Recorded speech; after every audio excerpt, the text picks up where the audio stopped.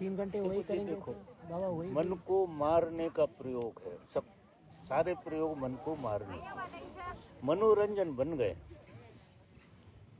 ये उपद्रव। अच्छे से अच्छे प्रयोग, वो सोना के इतनी बढ़िया बढ़िया विधि थी, लेकिन मनोरंजन में कन्वर्ट कर लेते। हमें करना है ना, करती है तो हम निकाल लें। तो कितने चिल्लाते रहे, हम उतने करेंगे जितनी हमारा मन अलाउ करेगा, हम वहीं तक जाए। और जहाँ तुम्हारा मन अलाउ न करे खेल, तो वहाँ से शुरू होता है। जब तुम्हारा मन पूरा नकारे कि जी काम करना ही नहीं है, और इसके बाद भी तुम कर रहे हो, तो वहाँ एक गियर बदलेगा तुम्हारा, तुम्हारी चेतना एक नए गियर में जाएगी, दूसरा तल आ जाएगा आपका, ऐसा भगवान ने। और फिर भी लगे रहो, वहाँ भी बैरियर आएंगे, वहाँ पता नहीं कौन कौन से प्रकाश जगने लगेंगे, मजे आने लगेंगे, वो हवा में उड़ने लगोगे, और आप डटे ही रहो।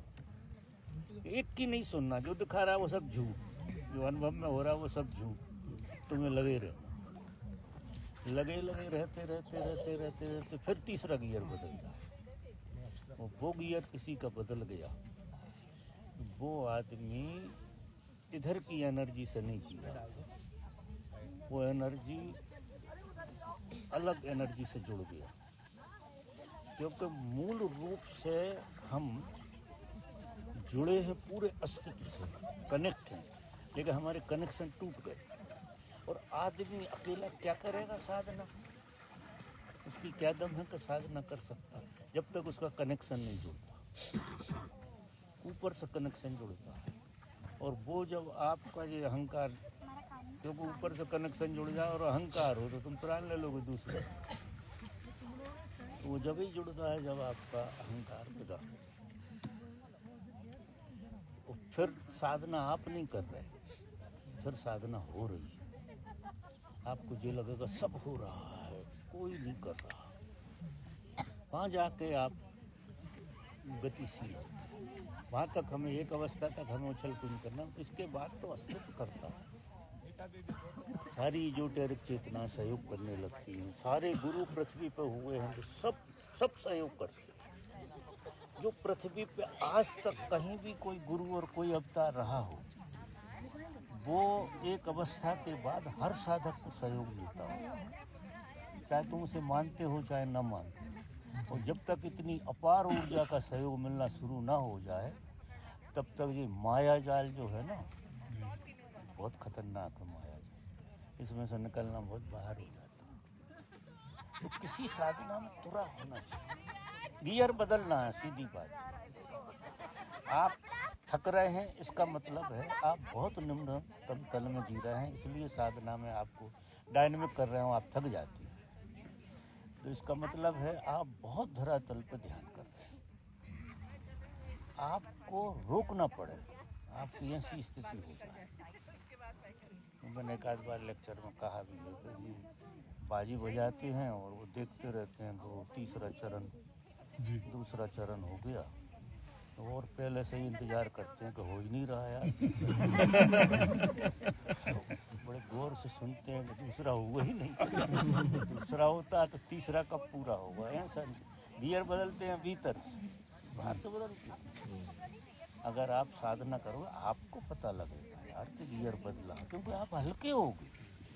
अब मैं कल बिठा रहा हूँ लोगों को, अगर लोग बैठे मेरे साथ कल, अगर सच में बैठे 3 घंटा, तो तुम्हें पता लगेगा एक आध गियर बदलेगा, तो तुम थके नहीं उठोगे, उड़े उठोगे। जब तुम उठोगे तो उड़ते हुए उठोगे, वहाँ निकलता है डांस। अब ये तो तनाव दूर करने डांस निकलता है, हम थक गए बैठे बैठे, तो अब तनाव दूर करने नच लो थोड़ी सी, ऐसा निकलता है। वो अहोभाव वाला डांस तो कब निकलेगा, जब तुम फ्रेश, तुम एक बड़ी ऊर्जा में प्रवेश कर गए। ऐसा खेल है।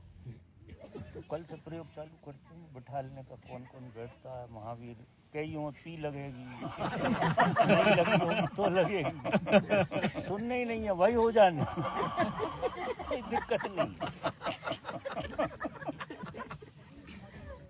लग सकती है क्या यार, संकल्प के आगे पी भी लग सकती है, शरीर हिल नहीं सकता है आपका। क्यों भैया, कुछ खाने वाने नहीं लाए क्या? गलत नहीं। तो बाबा जो साइलेंट सीट में बैठते हैं, बाबा जब बैठते हैं और ऐसा अगर एक बार हिल गए फिर कोई मतलब नहीं रहता ना? क्या कह रहा है? तो कह रहा बाबा एक बार बैठ गए साइलेंट सिटिंग में, अगर हिल जाए बीच में तो वो फिर थोड़ा डिस्टर्ब हो जाती है। जो नहीं हिलना चाहिए, नहीं हिलना, हिलने से मन बनेगा। देखो जरा सी हवा चली तो कितनी बड़ी लहर पैदा होगी इस नदी में। तुम हो पूरे अस्तित्व के हिस्से, पूरा अस्तित्व हो, तुम व्यक्ति नहीं हो।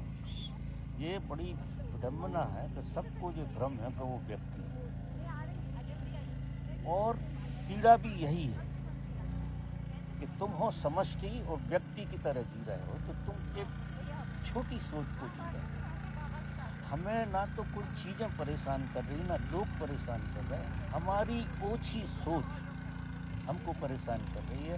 और ओछी सोच ये है कि हम मनुष्य हैं, और मनुष्य में फिर आदमी है, फिर औरत है, फिर पुरुष है, फिर पुरुष में भी कोई कुरूप है, कोई सुंदर है। जो बीमारियां सब ऐसी लगी रहती हैं, सब पे छाप लगी है बीमारी ऐसा मान।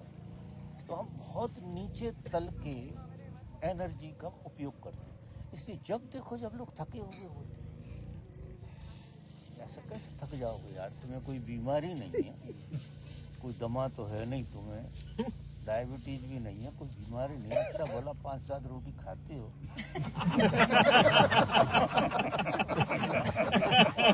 और कहते हम तो थक गए। कई लोग तो ऐसे थक जाते हैं कि कुछ पूछो ही, वो जल्दी थक जाते।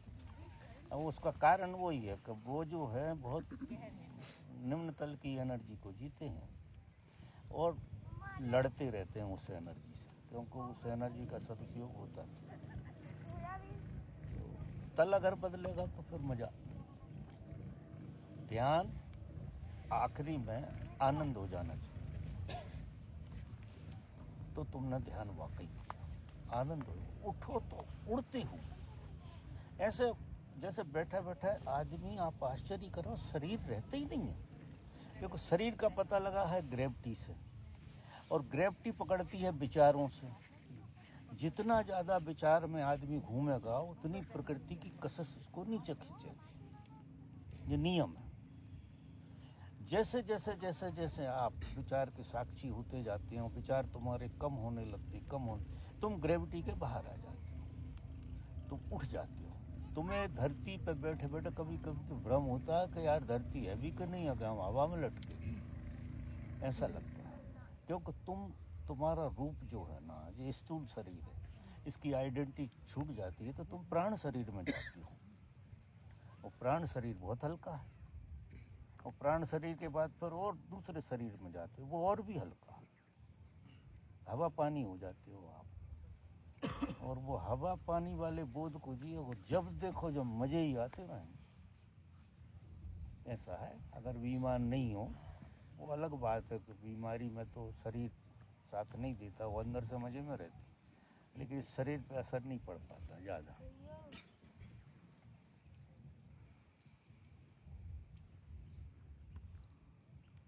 बाबा जी साक्षी खाने वाने नहीं निकाला? खाने के लिए क्या था बाबा? बाबा जी प्रसाद ही नहीं पड़ रहा है। देखो अपन कितनी अच्छी जगह आ गए, बहुत है कि नहीं? अल्पेश आया है। आया तो वो पीछे ब्रह्मवेदांत जी की समाधि है, हाँ। आपको जाना है? ऐसा कोई चढ़ना कितना पड़ेगा? थोड़ा सा चलना तो पड़ेगा। गाड़ी ले आए, जाना हो गाड़ी ले आए। तो ब्रह्मवेदांत जी की समाधि है, हाँ अगर दर्शन करने जाना हो तो आप लोग जा सकते हो। वैसे ब्रह्मवेदांत जी मुझ में ही समा गए।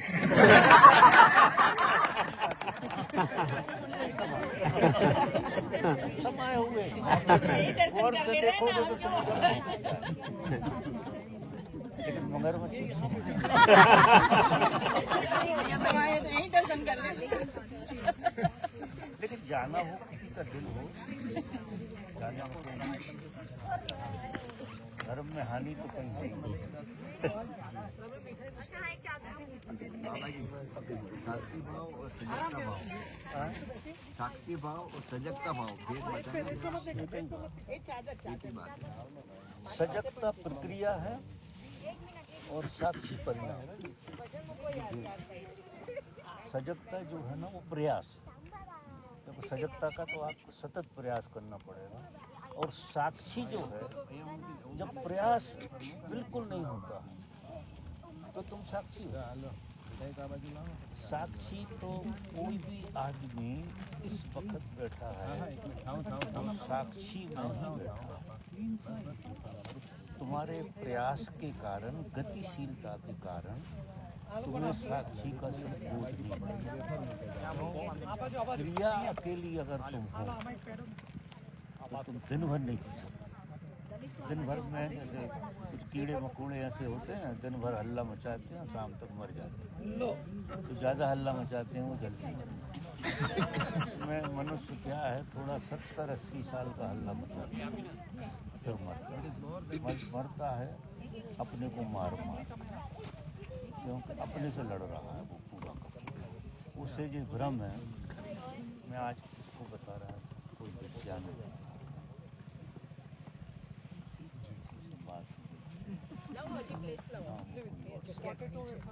देखो विज्ञान समझाता हूँ। तुम्हारा जन्म साक्षी पास करो। जन्म बिल्कुल साक्षी में जन्म पास कर दो। नहीं, मेरा काम आप मेरा खेल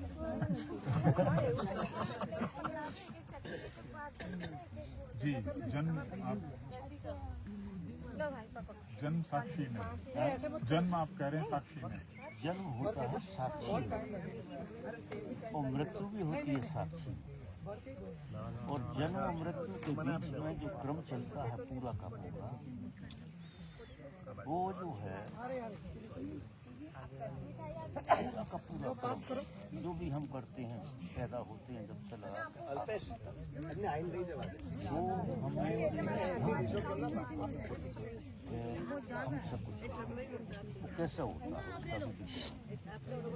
पैदा हो गए घर में तो साक्षी की तरफ पैदा। फिर तुम्हें भूख लगी तो तुम रोए, क्रिया करी, और क्रिया का परिणाम हुआ कि तुम्हारी माँ दौड़ के आ गई और उसने खाना दिया। फिर दूसरी क्रिया करी, तीसरी क्रिया करी, ऐसी क्रिया करते करते और तुम्हें क्या भ्रम होगा था कि ये सारे लोगों का मैं केंद्र हूँ। समझ रहे आप? बच्चे को ये अब साक्षी क्यों नहीं जन्मा, साक्षी का बोध क्यों नहीं, साक्षी स्वभाव था। अब ये स्वभाव को बनाने का प्रकृति का आयोजन, ये प्रकृति का आयोजन है, उसका कारण प्रकृति में जितने भी जीव हैं,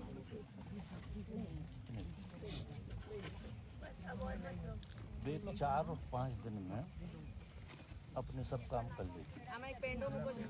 तो उनको परिवार की जरूरत नहीं, उनका कोई परिवार नहीं होता।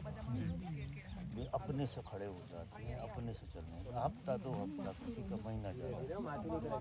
इसके बाद वो खाने का, रहने का, चलने का, पीने का सबको कर लेते हैं।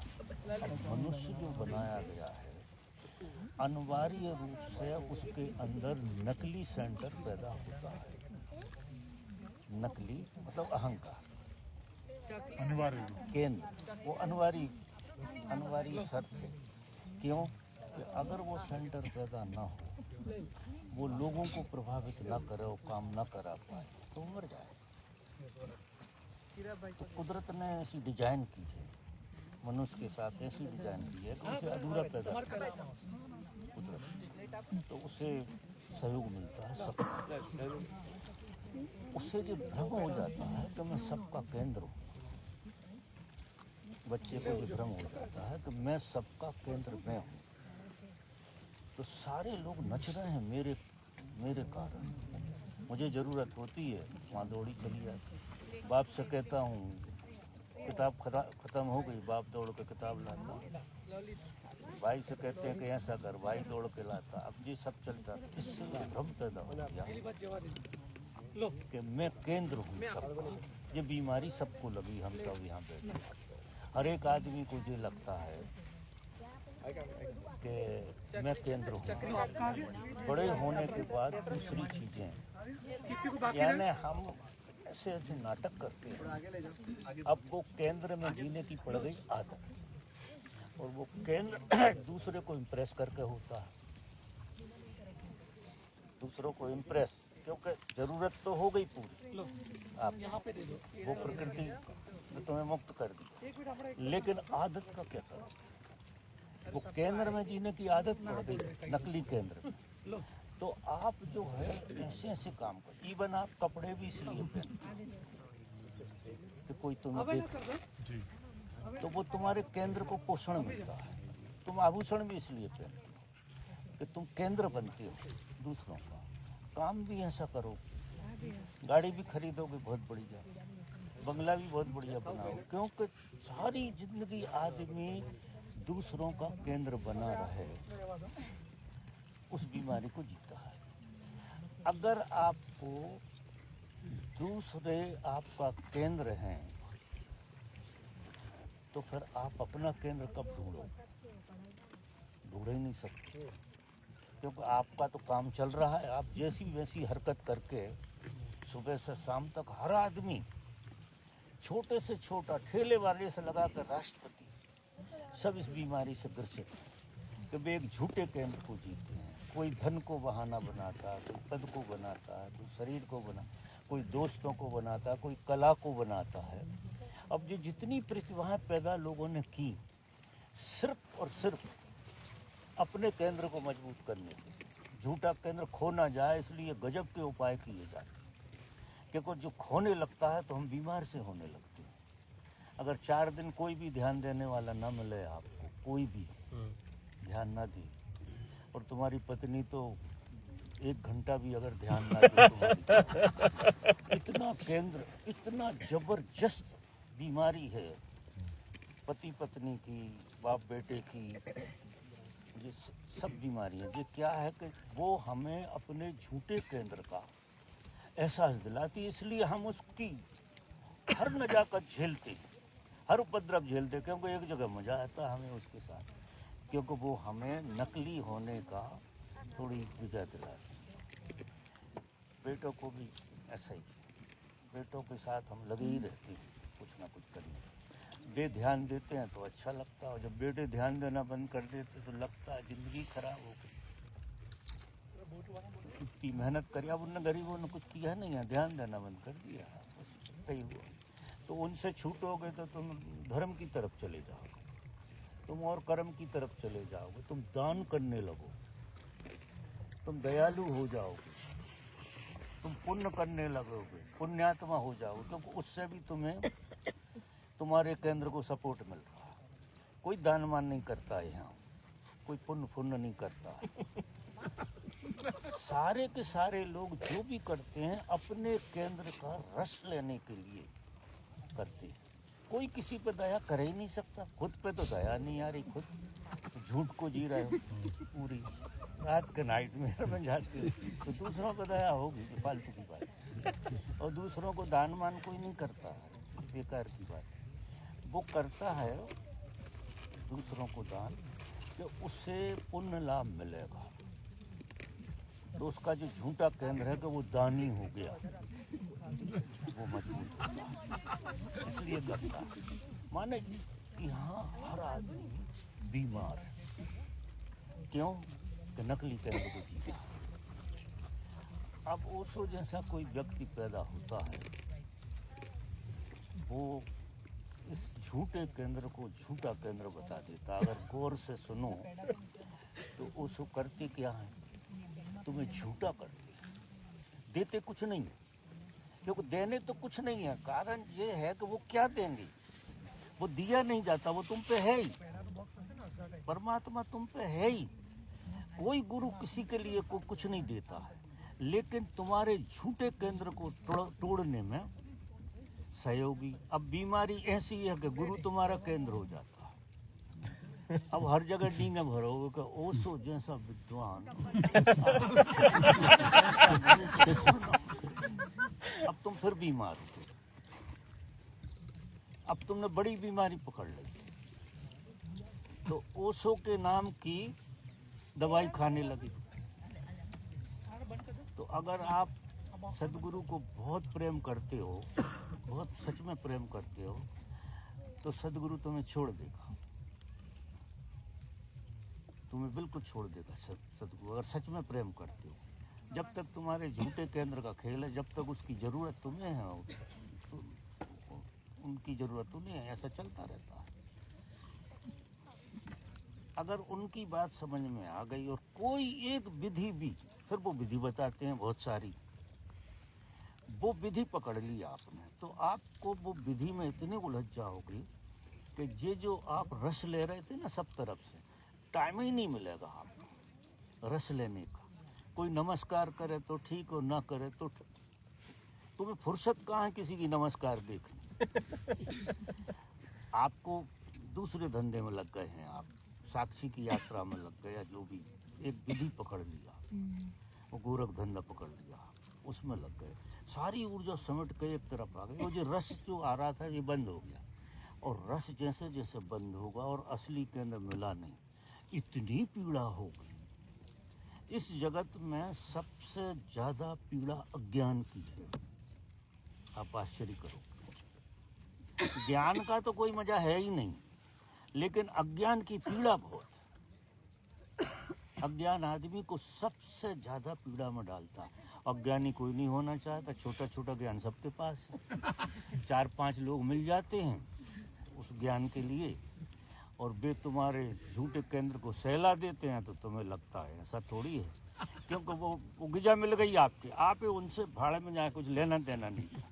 लेकिन वो ऐसी हरकतें कर आके और बढ़िया बढ़िया बातें पता नहीं कहाँ से पढ़ा के, और वो हिसाब किताब जम जाता है, तो आपका खेल हो जाता है। ठीक है सब, तो पीड़ा नहीं हो पा रही तुम्हें, और निखालिस अगर तुम हो रहे तो पीड़ा बहुत है सबके अंदर, क्योंकि छोटे पजामा में तंग तो हो गए आदमी तो हो नहीं, वो तो परमात्मा आदमी हो के कब तक मानो, कब तक झूठे केंद्र को मान के जिए, और 9 पजामा पहन लो और क्या करो, कुछ नहीं होने वाला उससे। तो धीरे धीरे करते करते करते करते पीड़ा इतनी सघन हो जाए कि सच में तुम्हारे अंदर से प्रार्थना का जन्म हो, और प्रार्थना ही, ये वाली प्रार्थना नहीं प्रार्थना ही आखिरी में काम आती है, सब चली जाती है। और जो सच्ची प्रार्थना उठती है, वो अभी तो हम प्रार्थना करते हैं कार्य कारण के लिए, या हम सुखी हो जाएं इसके लिए, या हमारा दुख मिट जाए, वहाँ ये बातें खत्म हो जाती, क्योंकि अज्ञान की पीड़ा इतनी भयंकर है कि किसी सुख से आप राजी नहीं होंगे। कोई कितना ही सुख दे आपके लिए, आप फेंक दोगे उस सुख के लिए, क्योंकि वो सुख ने क्या किया, तुम्हारे झूठे अहंकार का केंद्र बना वो सुख। धन का सुख, पद का सुख, पत्नी का सुख, बच्चों का सुख, घरों का सुख, ये सारे सुख जो है आपको काटने लगेंगे, पीड़ा देने लगेंगे। हंसी आएगी इन्हें अपना मानने पे, जब बोध जगेगा, यहाँ जगेगा बैराग, सच्चा बैराग, और बैरागी आदमी को परमात्मा से जगेगी प्रार्थना कि हे प्रभु तेरे अलावा कुछ नहीं, सिर्फ तेरे अलावा। तो छाती की गांठ टूटेगी, जो हृदय में गांठ जुड़ी है वो गांठ टूट जाएगी अहंकार की, और वहाँ परमात्मा के दर्शन होते हैं। वहाँ से तुम पूरे बदल जाओगे, पूरा आदमी बदल जाता है। लेकिन सबसे ज़्यादा सचेत रहना है झूठे केंद्र से। और झूठा केंद्र जो है हर आदमी के पास है। कोई इतने लोग बैठे हुए, ईमानदारी से कहो तो केंद्र तो कोई और ही है। पैसा है, दिला, नौकरी है। नौकरी भी हम बॉस की इतनी अच्छी करें कि वो हम पे ध्यान दे। पैसा तो आए ही, लेकिन ध्यान भी दे। और फिर जो व्यवहार करोगे तुम, तो व्यवहार पूरा तुम्हारा उसी से केंद्रित रहेगा कि कोई खुश हो जाए यार। और खुश हो गया तो तुम्हारे अहंकार का पोषण करेगा वो। इसलिए हम किसी को खुश करना चाहते, 2 पैसा दे, लेकिन बेखुशियाँ वो क्षण भर होती हैं, चली जाती। हाँ, तुम जी लेते हो उस झूठे केंद्र से 70-80 साल 90 साल जी तो लेता है आदमी, क्योंकि वो केंद्र अगर ना हो झूठा तो तुम पागल हो जाओ। और ये पागल क्या होते हैं? जो गरीब अपना केंद्र नहीं बना पाते, जो यहाँ दीनहीन लोग जो दिखते हैं, दीनहीन वो होते हैं जो अपना केंद्र नहीं बना पाते, झूठा मेंटेन नहीं कर पाते। लाख तरह से मेंटेन करता है हर आदमी, इतनी तरकीबों से जिसका कोई हिसाब। और जो मेंटेन नहीं कर पाता वो डिप्रेस हो जाता है। डिप्रेशन जो है ना उस आदमी को आता है जो मेंटेन नहीं कर पाता, क्योंकि उसके लिए खुराक नहीं मिल रही, वो मेंटेन नहीं, वो गधों जैसा लगने लगा, ऐसे ही पड़ा रहता है, तो फिर और डिप्रेशन में चला जाए। और जो इसकी व्यर्थता को समझ गया वो इसके बाहर चला जाए, तो वहाँ उठेगी प्रार्थना। और अंत में समस्त साधनाओं का अंत है प्रार्थना, क्योंकि अहंकार में सारी जितनी भी क्रियाएं होती हैं ये अहंकार केंद्रित होती हैं, और अहंकार को पकाने के लिए होती है, शार्प करने को होती है। और अहंकार इनसे तब पहना होता है कि तुम्हें ही खाने लगे, तो तपस्या काम तो आती है, क्योंकि वो सबको खा जाएगी। और फिर उसे जब अग्नि कहीं से मिलेगी नहीं, ईंधन नहीं मिलेगा, जैसे आग जो होती है ना, आग को जलाने ईंधन की ज़रूरत होती है। इस अहंकार को जलाने के लिए दूसरे के इम्प्रेशन की ज़रूरत होती है। अगर नहीं हो तो वो आग चूँकि नकली है, वो ईंधन पर निर्भर है, वो बुझ जाएगी। ऐसा लगता है आदमी को दिन भर कोई ध्यान ना दे, आजमा के देखना संभव। इसलिए हम बिल्कुल अकेले नहीं होना चाहते। हम बहुत लोगों से कहते हैं कि तुम 3 महीने का प्रयोग करो। एक आध आदमी ने मानी है हमारी बात, और दूसरा आधे में से लौट आया। जिसने मानी है उसका भला हुआ कि तुम 3 महीना ऐसे रहो, ऐसी जगह पे जहाँ तुम्हें कोई ना जानता हो, एक भी आदमी ना जानता हो। तो 3 महीने के अंदर अंदर जो है ना, जब कोई तुम्हें जानता नहीं है, कोई पहचान नहीं है, और कोई साधन तुम्हारे पास नहीं है, ऐसा ना पैसा है ना धेला है कि किसी को कुछ दिखा सको, तो आप बहुत पीड़ा में हो जाओ। इतनी ऊब पैदा होगी कि 4-5 दिन में भग जाता है आदमी, भग जाता है। इसलिए कोई आदमी अकेला नहीं होना चाहता। आदमी से कह दो कि अकेले हो जाओ, साधना हो जाएगी, कोई नहीं चाहता। हाँ हूँ करेंगे, इकट्ठे में अकेले होने का चल जाता है। लेकिन ऐसे नहीं, गुरुजी एक प्रयोग कराता था, बहुत बढ़िया प्रयोग कराता था गुरुजी। उसने क्या किया गुरुजी अपना, कि 30 आदमी एक कमरे में इकट्ठे किए और उनसे कहा कि तुम ऐसे रहो जैसे तुम अकेले हो, किसी का इम्प्रेशन तुम पर नहीं पड़ना चाहिए, और तुम किसी को इम्प्रेस मत करो। अगर तुम्हारी लात लग जाए, तुम गिर पड़ो, तो किसी से क्षमा मत मांगो। कोई है ही नहीं, क्षमा किससे मांगो? कोई है ही नहीं। जैसे पत्थर से पाँव लग गया, ऐसा लग गई किसी ना, आपको निंदा में जाना ना स्तुति में जाना। 30 आदमी में से 27 आदमी भाग गए, 27, क्योंकि 30 आदमी इकट्ठे रह रहे हैं। अब जैसे इतने लोग बैठे हैं, यहाँ ऐसे बैठ सकते हो कि जी कोई नहीं है, इनका किसी का कोई अस्तित्व ही नहीं है, क्योंकि आपका अस्तित्व इनकी वजह से है। और जब आप बहुत गहरे प्रयोग करो कि इनका अस्तित्व नहीं है, तो आपका भी कोई अस्तित्व नहीं है, आप सुन्न हो जाओगे, पूरे सुन्न हो जाओगे आप। तो 3 महीना होते होते 27 लोग भाग गए और 3 लोग बचे कुल। वे 3 भी एक दूसरे को नहीं पहचान रहे ऐसे, जब जिनमें से एक आंसपेंसकी था, तो गुरु जी अपना उसे पसंद किया, तू सही आदमी है, तू मेरे काम का है। मतलब वो प्रयोग था उसका 3 महीने का। और 3 महीने कोई आदमी ऐसा एकांत का प्रयोग करे कि कोई नहीं है, वो अकेला है इस दुनिया में, कोई है ही नहीं। वो अपना साधन बना ले खाने पीने का और 3 महीना बिल्कुल अकेला रहा, कोई रहता ही नहीं। इतने दिन से साधना कर रहे लोगों, बहुत लोगों से कर रहे, 3 महीना अकेले रह के देखो जरा। ऐसी जगह एक आदमी नहीं मिलना चाहिए तुम्हें जो तुम तो तुम्हारा नाम भूल जाओगे 3 महीने में, तुम्हें याद नहीं रहेगी कि तुम्हारा नाम क्या है।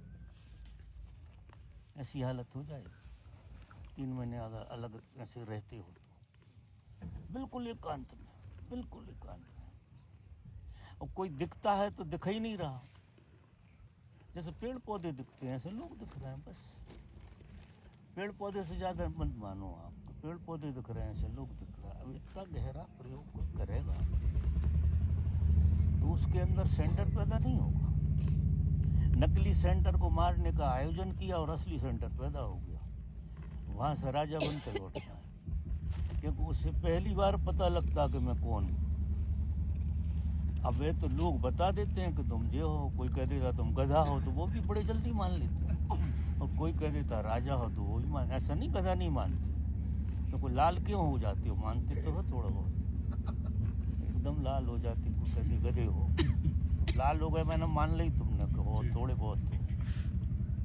ये जरूर कहो इसे पता नहीं है मैं गधा नहीं हूँ, लेकिन इम्प्रेशन तो आया ही, दूसरे का इम्प्रेशन तो आई। तुम इतने अकेले हो जाओ और भीड़ में कोई अकेला हो जाए तो वहाँ भी, जो असंभव है। तो अभी अपन 10 दिन का प्रयोग कर रहे हैं, 7 दिन का। 7 दिन ऐसे रहो कि तुम्हारे अलावा कोई नहीं है। तुम्हारे कमरे में भले ही 10 लोग हों, बहाने मत ढूंढो, लेकिन उनकी मौजूदगी अनुभव नहीं करना हमें। वो चाहे जैसी हरकत, चाहे छींक रहे हो, चाहे रो रहे हो, चाहे गैस छोड़ रहे हो, चाहे कर्राटे ले रहे हो, लेकिन तुम्हें दूसरों का अनुभव नहीं करना। अभी 7 दिन देखो आप लोग, इसलिए मैंने ये चर्चा की। 7 दिन ऐसे रहो, जितने लोग रहो, कितने टिक पाएंगे। कई लोगों का दिमाग खराब हो जाए, भग भी सकते हैं, और पी तो 10 सवाल लगेगी, जब देखो जब लगेगा, ऐसा हो जाएगा। तो अगर प्रयोग करोगे तो ये जो आपने साधना की 10 दिन 14 दिन, ये फलीभूत जब ही होगी, क्योंकि बहुत तो रिहर्सल थी। असली सूत्र तो ये है वो जो, और उस सूत्र का मतलब ये है कि तुम पूरे मौन रहोगे, तब ही तो ये सूत्र को जी पाओगे। आपको बोलना नहीं है और किसी तरह की एक्टिविटीज नहीं करना। एक घंटा भर बाद फिर नचाने ले आए, ये तरकीबें ढूंढ ली लोगों ने। चालाक लोग तरकीबें ढूंढ लेते हैं कि कैसे लोगों में बांध कर रखें। बांध कर रखें में कोई झंडा ऊंचा हो जाएगा, भग जाने सब भग रहे हैं, काय को बांध कर रखो। झंडा ऊंचा करना है कि जी बने ही रहे तो हम इन्हें हिलगा के रखें। तो प्रयोग की तरह होना चाहिए। तो 2 ही प्रयोग जैसे हुए, तो पहली बार तो मैं निरीक्षण कर रहा था, भूला नहीं, देखता रहा सारा ड्रामा पूरा। लेकिन अब जो है जो मेरे माफक खेल हो गया है, तो उतनी मेहनत मेरे से होती भी नहीं है, इसलिए मैंने कहा कि कोई और हो तो अच्छा है, जितना हो सके उतना। अब आगे कुछ और करेंगे प्रयोग, अगर बचे रहेंगे लोग तो। खाने मिल गया कि नहीं?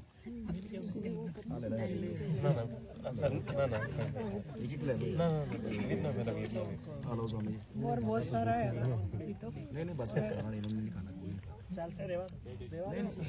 मैं जब बुंदा हॉल में होता हूँ तो ना तो तुम होते हो और ना मैं होता हूँ। जब मैं मौन में होता हूँ 5-10 मिनट बाद मैं गाए वो तुम भी गाए। अगर मैं तुम्हें देखूं तो बैठ ही नहीं सकता। कोई उपाय नहीं है कि तुम्हारे भीतर तो ऐसा ऐसा खेल चलता है जिसका कोई हिसाब नहीं। तो उसे देखने थोड़ी बैठा हूँ। तुम्हारी मर्जी, जो देखना हो देखते रहो।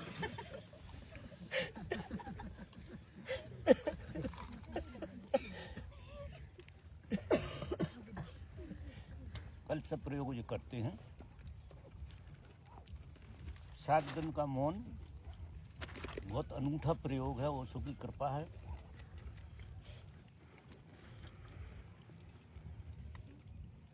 ऐसे रहो जैसे तुम अकेले हो। भूल जाओ कोई पति था, होगा किसी का। कोई पति वति नहीं, सब भूल जाओ। देखो पति तो परमात्मा ही हो सकता है, दूसरा पति वति कहाँ से होगा। वो तुम्हारा झूठा केंद्र बनाने का हथियार।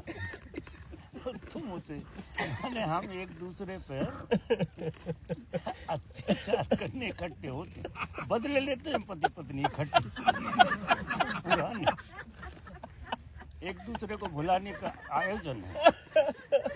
पत्नी इमोशनल ढंग से इतना फंसा सकती है तो बेचारा रोने लगता।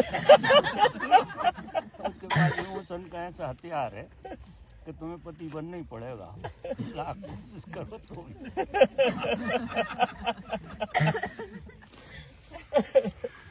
सबसे बड़ी ताकत है इमोशन की औरत के पास, उसी से जीत रही है। अच्छे अच्छे पहलवान धराशायी हो सत्य वचन।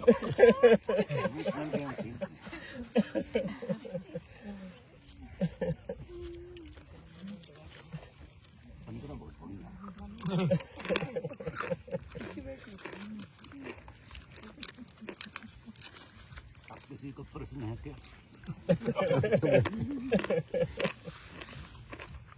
गंगा किनारे संकल्प लेने लाया था।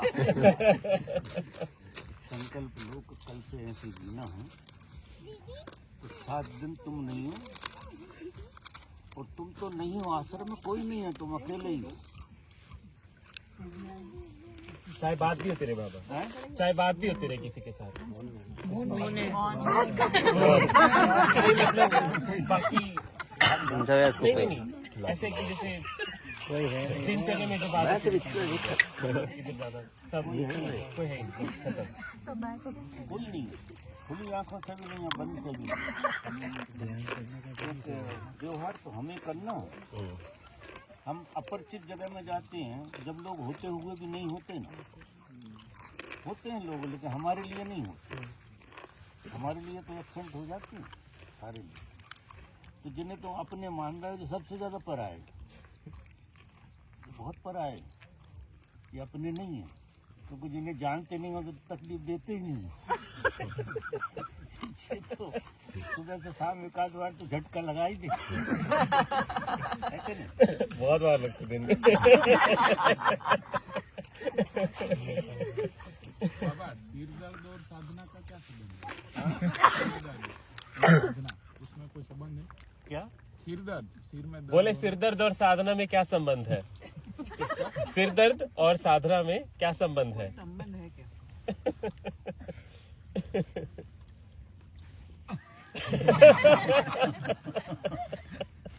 उसे सरदर्द क्यों मानते हो? उसे साधना का अंग मानो, क्योंकि सरदर्द होता है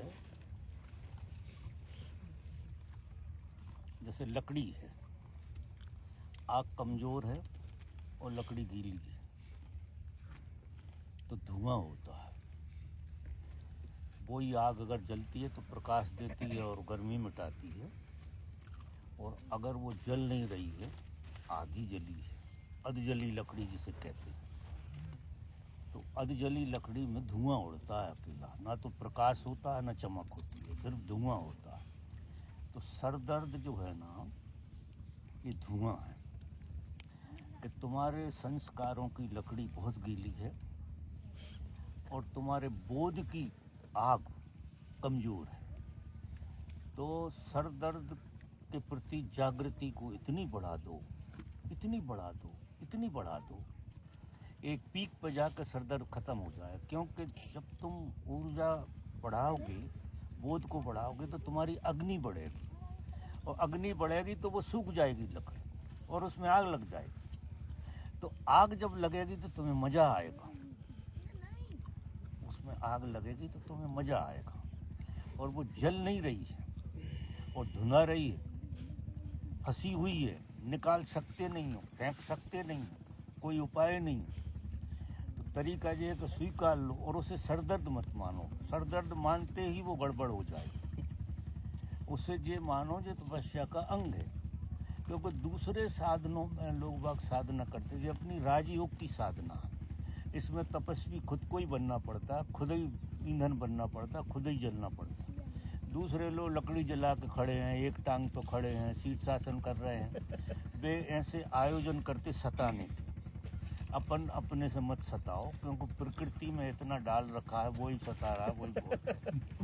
तो इसको स्वीकारो पहले कि गलत नहीं हो रहा, और साधना में ज़्यादा भी हो सकता है किसी किसी को। वैसे सरदर्द तो लिए घूम ही रहे हो, वैसे क्या है तुम भुला देते हो ना लोगों को। अब ध्यान में जब तुम बैठते हो तो वो जागृति आती है, और जागृति कमज़ोर है और ईंधन जो है आपका गीला है, तो सरदर्द होगा। नहीं, साधक को सरदर्द एक अवस्था के बाद जन्म नहीं होगा। सरदर्द नाम की चीज तो कभी किसी साधक को हो ही नहीं सकती, क्योंकि उसने आग ऐसी जला ली है कि उस बीमारी को ही निकाल दिया। अब वो जितना ही मिलता है उतना वो जला लेता है, प्रकाश बन जाता है, वो ऊर्जा में कन्वर्ट हो जाता है पूरा का। तो सरदर्द का ज़्यादा उपद्रव होता है साधना। कोई भी साधना करने में सर दर्द आता है।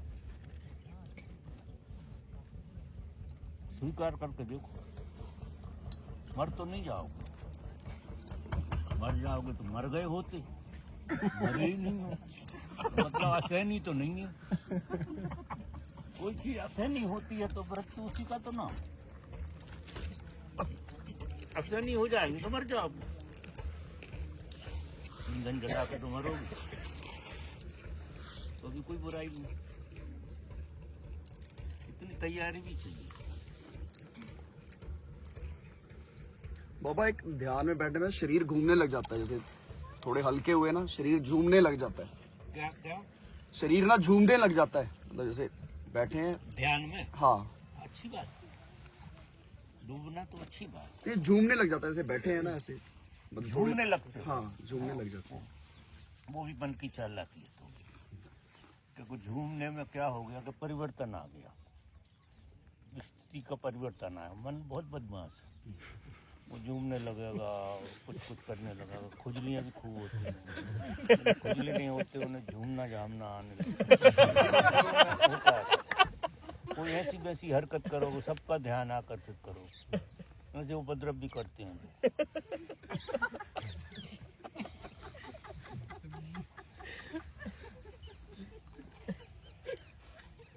यार खाने अपन बहुत कमजोर लाए, काटे नहीं दिख रहे, कपड़ी कपड़ी उठा लाए, बहुत गरीब हो गए। ये बहुत खाए, ये बचे नहीं थे, नहीं बचे थे, खत्म हो गए।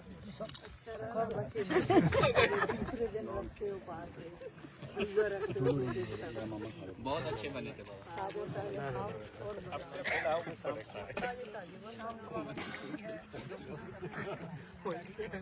खिचड़ी मान कर तो नहीं चलोगे तो घर में खा लिया, अब शाम को नहीं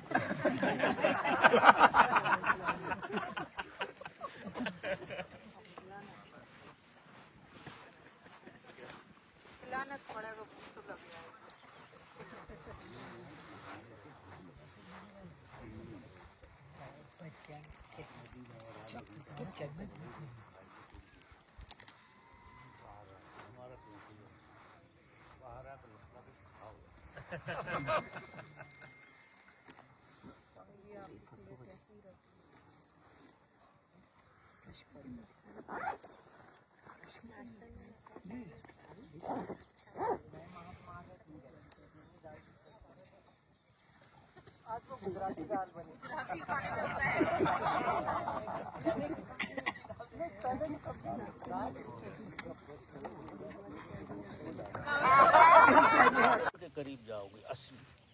अगर दूसरों को कर रहे हो तो तुम मेंटेन कर रहे हो तुम्हारे नकली के, तो वो बीमार हो रहे हो आप। और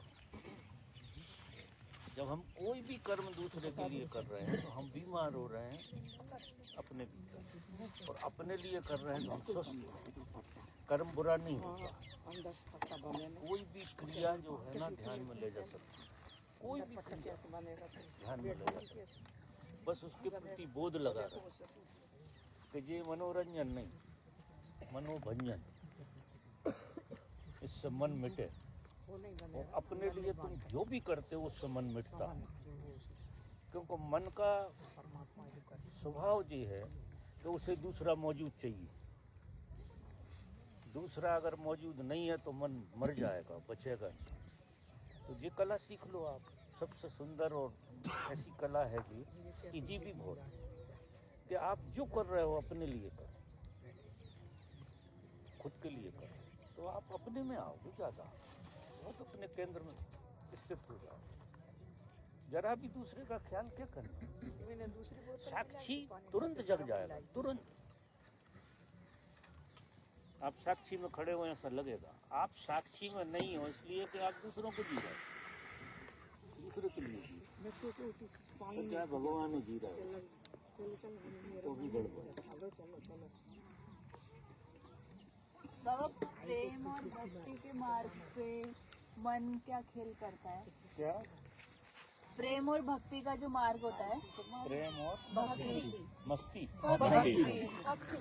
हाँ, उसमें मन क्या खेल करता है? प्रेम अगर किसी पे निर्भर है, किसी पे, तो वो भक्ति नहीं बन सकता। तो सबसे पहले तो तुम स्वार्थी बनो। सबसे पहले तुम ही प्रेम करो, यहाँ से शुरू करो।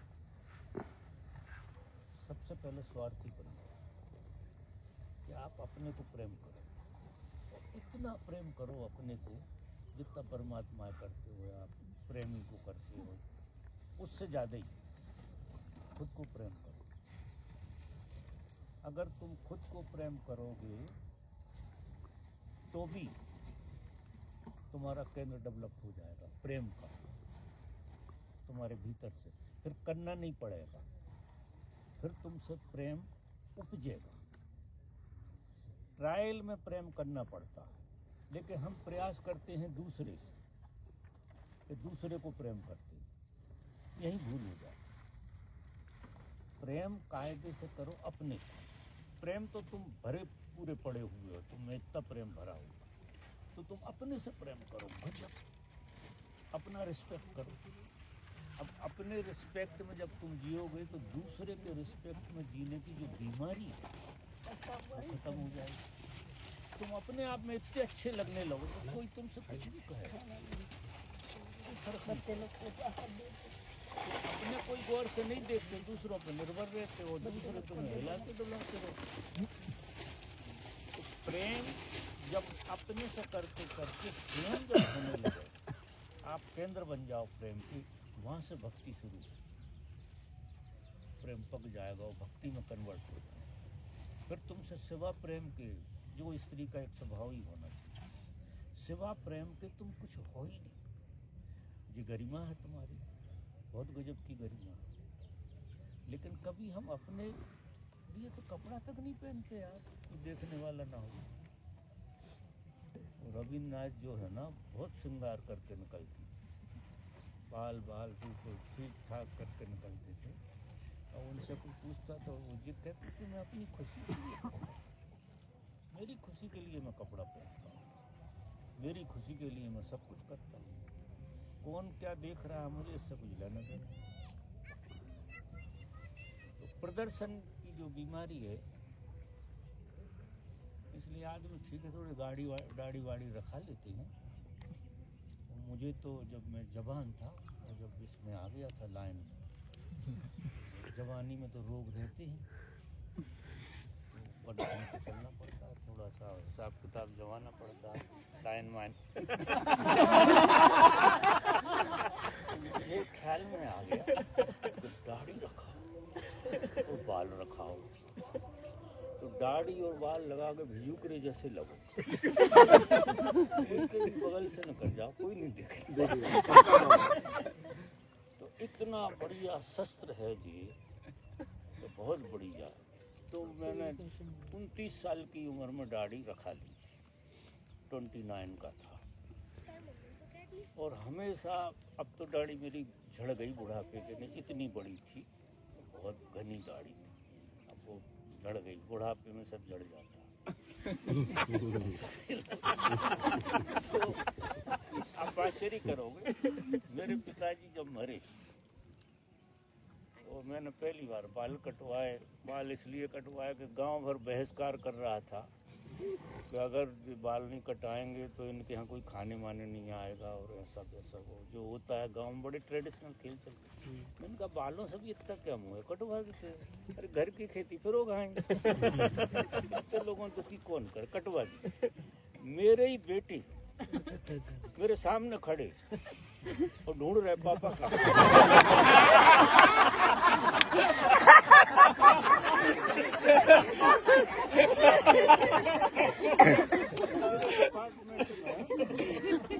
तो आदमी था जिस डिपार्टमेंट में नौकरी करता,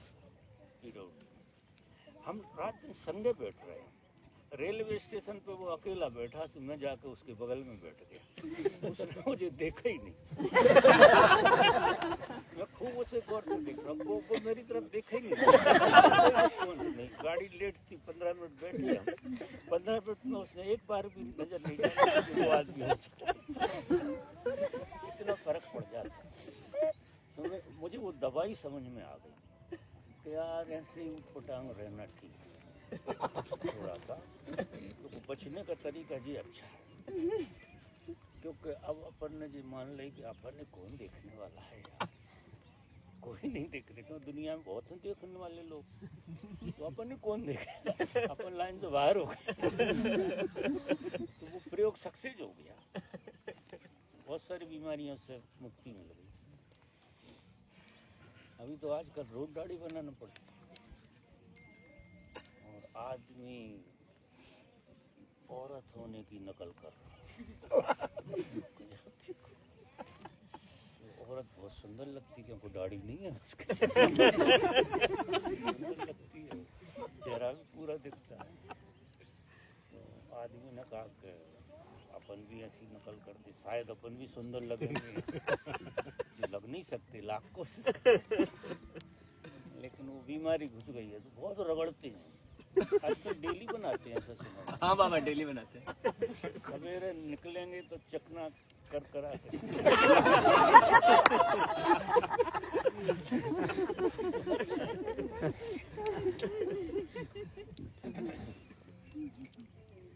और हम जब दाढ़ी बाल रखाते थे, हमारे यहाँ का एरिया, कोई भी औरत आती थी सामने से, तो मुझे थी बड़ी, मुझे देख कर और असर ढक लेती थी।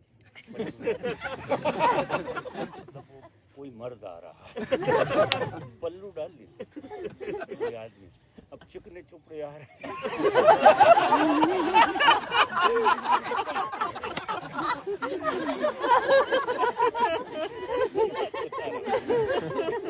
हर औरत को सब ढक लेती है।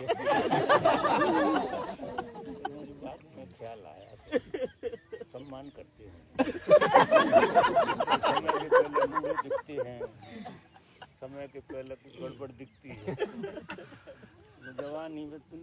साल की उम्र में दाढ़ी बाड़ी बड़ी बड़ी हो जाएगी, तो इसकी हो गई है,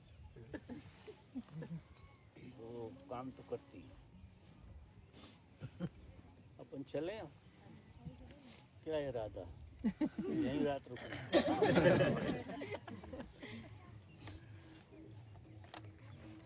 आज कीर्तन करेगा रात में, करो बचाओ लोगों, कल से तो ये सब हो जाए।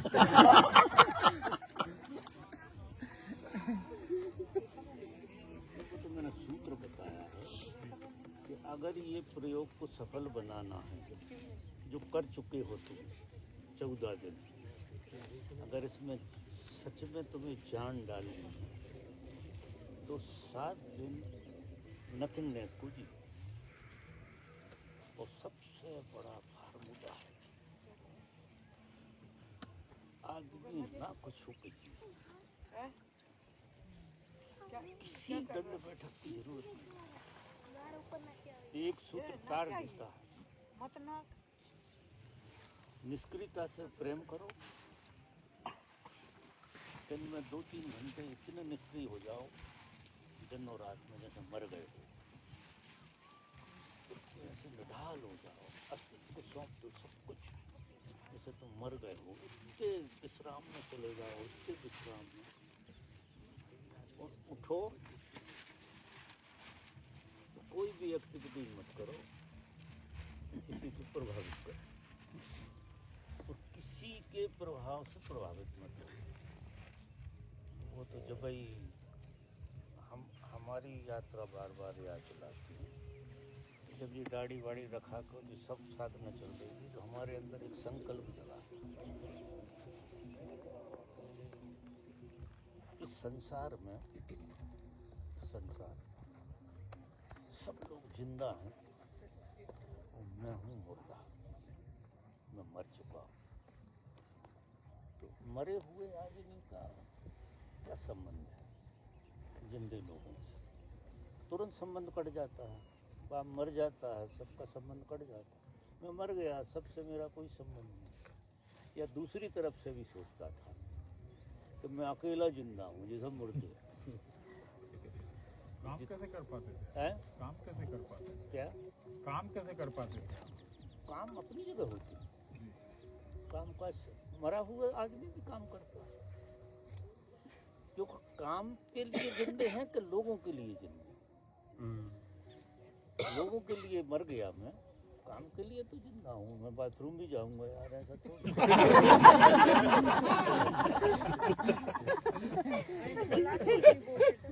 रोटी भी खाऊंगा, लेकिन अपने लिए। और मैं मेरे लिए थोड़ी मर गया हूँ, दूसरों के लिए मर गया हूँ। अपने लिए तो जिंदा हूँ, लेकिन दूसरों के लिए मैं मर गया हूँ। वो मतलब तो मैं दूसरों जब मर गया तो मेरा दूसरों से क्या संबंध है? या दूसरे सब मेरे लिए मर गए, मैं अकेला जिंदा हूँ। क्या तपस्या है! एक सूत्र से तरता है आदमी, एक सूत्र घुस जाए, गहरा पकड़ जाए, और उसको आप जीना शुरू कर दो, बीच बाजार में भी समाधि लगे। दुआ सलाम कुछ नहीं होती हैं? आपकी कोई? काय की दुआ सलाम? कौन की दुआ सलाम? उन्होंने कुछ किया ही नहीं। जब ना सलाम करके किसी को प्रभावित करना, ना किसी की सलाम सुनना, क्योंकि जो सब अहंकार बनाते हैं, काय की दुआ सलाम। और फिर दूसरे दिन उसने नमस्कार नहीं करी तो तकलीफ होती, साला भूल गया। 3-4 दिन लगातार करी, अपन ने भी 3-4 दिन किसी को लगातार एक आध बार भी नहीं करी तो उसे लगे अच्छा आज ऐसे ही न कर गए, ये बीमारी क्यों पालो? तो बीमारी है करने, जैसे दुआ सलाम कहते हैं। व्यवहार के जगत में ये सब ठीक ठाक लगती हैं, धर्म के जगत में इनका कोई मूल्य नहीं। धर्म के जगत में व्यवहार की जगह से थोड़ा ऊपर जाना पड़ता। कहाँ दया सलाम है, तुम्हें तो कोई दिखा ही नहीं रहा।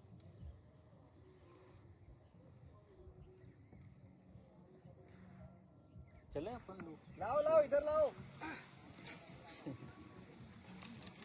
हमारी वो तो भाग के आया। जाओ